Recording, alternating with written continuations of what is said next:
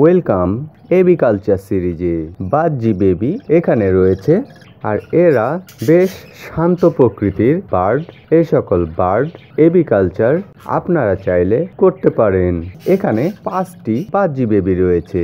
Previous ভিডিওতে share করেছিলাম কিভাবে এদের খাওয়ালে খুব দ্রুত খাওয়া শিখে যায়, কিভাবে এদের সঙ্গে বন্ধুত্ব করা যায়, কিভাবে এদের হাঁটা চলা উঠতে শিখাতে হয়।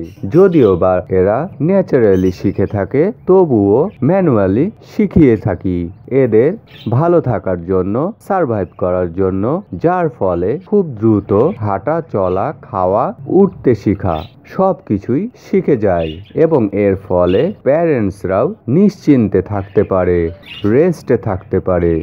প্যারেন্টসরা স্ট্রেস থেকে মুক্ত থাকতে পারে, যার ফলে পরবর্তীতে রেডি হতে পারে নতুন প্রজন্ম নিয়ে আসার জন্য। এভাবে আপনারা ট্রাই করতে পারেন, আপনাদেরও হয়তোবা কাজে লেগে যেতে পারে। প্রতিটি বেবি বেশ বন্ধু হয়ে গিয়েছে। প্রিভিয়াস ভিডিওগুলো দেখে নেওয়ার মাধ্যমে ট্রাই করে আপনাদের বন্ধু বানাতে পারেন। অলরেডি আমরা দেখতে পাচ্ছি প্রতিটি বেবি নিজে থেকেই খাওয়া শিখে গিয়েছে।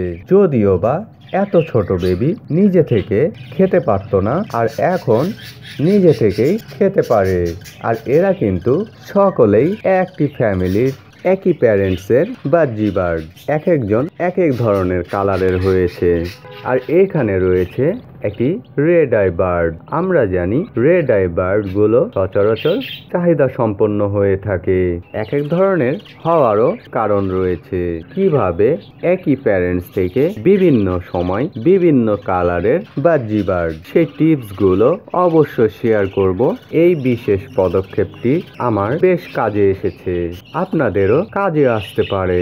এদের মাঝে এমনই বন্ডিং, একে অপরকে খাইয়ে দিয়ে থাকে মাঝে মাঝে।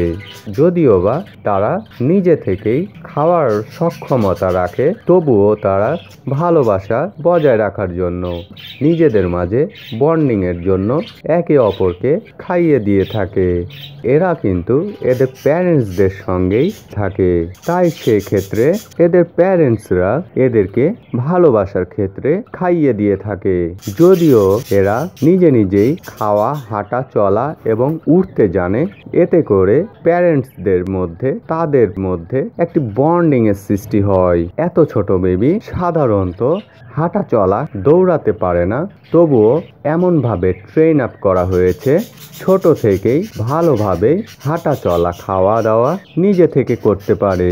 অনেক সময় দেখা যায় একসঙ্গে ভাই বোন হলেও এদের মাঝে বন্ডিং হয় না। বিশেষ কিছু স্টেপ ফলো করি, যার ফলে এরা একে অপরকে ছাড়া কখনোই থাকে না। Bird aviculture related informative topics পেতে থাকুন সাথে। আশা করছি বার্ড এভিকালচার সিরিজগুলো হেল্পফুল হবে। সকলেই ভালো থাকবেন, সুস্থ থাকবেন।